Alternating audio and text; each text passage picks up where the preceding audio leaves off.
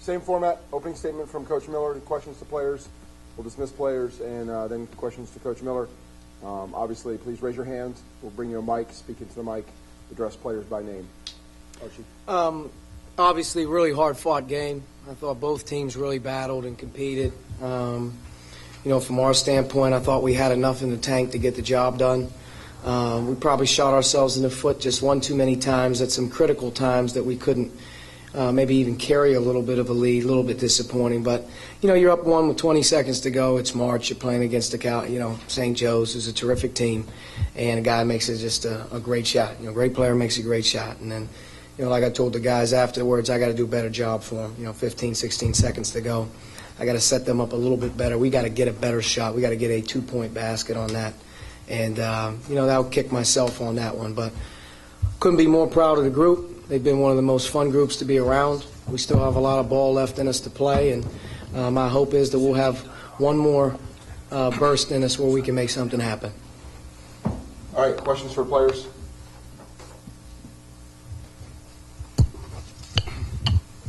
Dyshawn, what did you see on the Galloway, the last shot he made? It could have gone both ways. We thought it was a push-off. But at the end of the day, that's a really good team. It was a really good shot. And it's just a tough shot, really. Other questions, players? Matt, you guys were down 6 and made a real quick run to get back in and followed up maybe the biggest shot of your career at that point. Talk about that run and what it shows about this team that you guys will be able to do that. Well, we've been in that situation multiple times this year. A lot of our victories, we've had to come back from behind, so we're used to being in that situation. And it definitely was one of the biggest shots I've ever made, and I was just too bad we couldn't close it out with one more stop. But yeah, as you mentioned, the fact that this team can continually be down in that situation and continue to fight and come back, that says a lot about the character and the resiliency of this group. Other questions, players? You guys, Kavanaugh got first. I know you want one more chance to play in the NCAA tournament. How much would that mean to you to get the call on Sunday? It'll be the perfect, the perfect period to the end of a senior season, I guess. And we think we've done enough to earn a spot in the tournament, and we're looking forward to that opportunity. And if not, we'll be looking forward to playing in the other tournament. We definitely know we have more basketball to play, so whichever tournament we're in, we're going to be excited and ready to keep battling.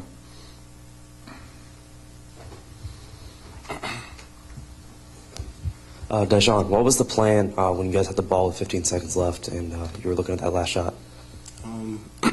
We ran over a plays that Coach drew up. It was a great play. They switched out on it, and we just so good.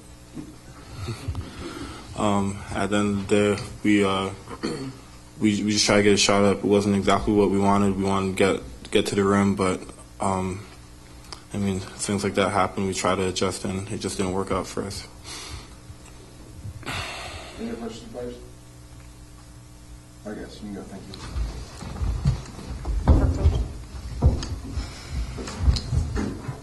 All right, question for Coach Miller. Matt. Archie, right here. You guys are in an interesting situation here. Obviously, with the first 4, I don't believe Dayton's ever had a situation where they've been so close to the bubble, and obviously with the situation in the first 4. So I know you believe you probably should be in, hope you get in, but if you do, there's a chance that you might just barely scoot in and play on your home court. Can you speak to that situation and how, even though right now if you lost, it might benefit you by knowing the arena and having a process that would replicate something much closer to the regular season than what would be a postseason tournament game for others? Yeah, it's been the question has been asked a few times here of late about that situation or opportunity. I'll answer it the same way I pretty much answer all of them. You don't go into the season saying, I hope I get the draw and we can play at home in the NCAA tournament. It never crosses your mind. The mission is to get to the tournament. Now, the first 4 is the tournament, and we've seen some great things happen from the first 4. I think VCU a few years back made a run. You got to win one to move on, but you're in the dance, and you're going to play against another team that is excited to be there. To play in the arena, would it be familiar? Yes. It's a different crowd. It would be a different setup. The restrictions, the ability to get on and off the floor, would be fine. It's going to be an equal deal for the game. And when you tip it, maybe the rims are a little bit more familiar. But I think the quality of the opponent, the atmosphere, and the environment would change the mindset a little bit. I don't necessarily know if we'd be going in there feeling we're in good shape because we're at home. But it is a unique situation. I hope we get the call. I expect to get a call. I think we've done enough, and if it's in Dayton, it's in Dayton. Coach, with that possibility, how do you handle the next 48 hours, the uncertainty, or is there really nothing you can do? There's nothing to do. I mean, our guys have come off one of the more memorable runs that a team has had. If it weren't for St. Joe's, unfortunately, I don't necessarily know if we would lose another game, but we can't beat them right now. They're the last loss that we've had since January. It's been them 2 times, and we've had 2 good games and 1 not so good, but we've had a great run. They've exhausted an extremely amount of energy. There's a lot of emotion with the ups and downs that go into the season, and the next step is to take a deep breath, be proud of what we've done together. There's a great group to be around. They should be really, really proud of what they've been able to accomplish. There's so much sacrifice and so many individual players on this team that could play on other teams and get more minutes and whatnot, and they just kind of stuck with it. And there's a reason you come in here to March and you won 23 games and 10 out of 11 here before tonight. I mean, we're playing as good as maybe any team was playing. We weren't good enough tonight. If there's just one thing, you just look at it tonight. If we just can make a couple free throws, to maybe help ourselves a little bit. But you got to control what you can control. And we had a lead with 30-some seconds to go. And guy makes a great shot. He's a great player. Coach, can you take us through that huddle with about 3:30 left to go? Your kids responded after being down 6 and came right back. Were there any specific adjustments, or was it just playing?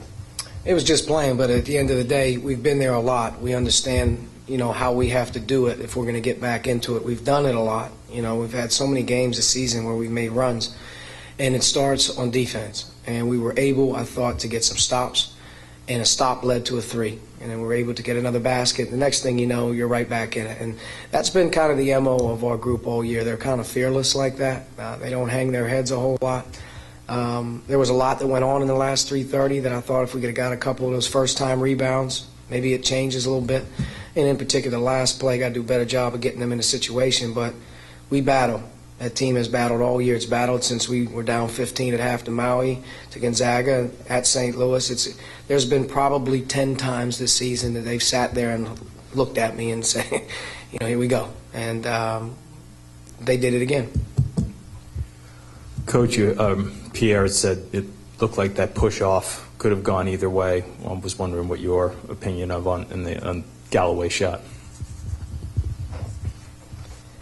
It could go either way. Referees did a good job. It was a well-officiated game. Had a great crew on the game. And if you ask me, what did I see? I felt like he got some space. I felt he created some space. Now, is there every referee going to call that call with that much on the line? Probably not. I let the kids finish it out. And we still had an opportunity to control what we wanted to control down the other end, and we did a poor job. And I'll take the blame on that one. But have no problems. And if we make some free throws, there's a lot of things that can go on in the game, and officials did a good job. Anyone else? Coach Miller, what's the timeline for your players the next 48 hours?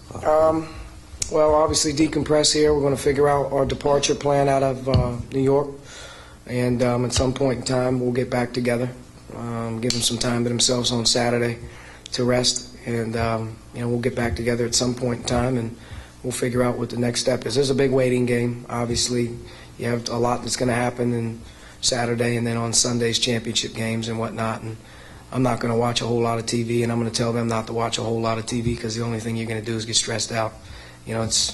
We've done our thing. They have everything they need to know about us, and if going 12-3 in non-conference, going 7 and I believe probably 7 true road games we've won. We've won 9 away from our building. We have 10 wins against the top 100, 4 or 5 wins against the top 50. the intent to schedule in a non-conference, they tell you to schedule as hard as you can. We tried to schedule as hard as we could. So our resume is what it is, and I think it's very favorable when you stack up against the others who are in your field. And if you add to the fact that you've only lost a couple games since February 1st, you know, there's very few teams that are playing as well as us. So I hope we get a chance to get on that stage. Our kids deserve it. In particular, our senior class deserves it. What kind of adjustments did you make to Galloway in the second half? Not very many. You know, the thing was, in Game 2 in Philadelphia, we were very, very paralyzed by him. When you have a guy that's that prolific from behind the three-point line, he dominates the game plan. You don't want him to get off, and at the same time, when your kids are confused and consumed with it, they become polarized with them, and then you start to play 4-on-4. You don't have your 5 guys guarding your rotations, your positioning. He becomes kind of on an island, and you say, hey, good job, you held him to 8 points. Well, they got 90. You know what I mean? We went team approach. We really tried to just contain the post. We tried to guard the ball better. We tried to do some things, and I thought he got some good looks early and made them. He got open a couple times in the second half. The last one that he made was a very difficult shot, but it's not the first time he's hit 6 threes. You know, last time we played him, I think he was coming off 10 made threes, and you can make the case for him as being the player of the year in our conference. So they needed all 31 of them, and he delivered. Anybody else? All right. Thank you. Thanks.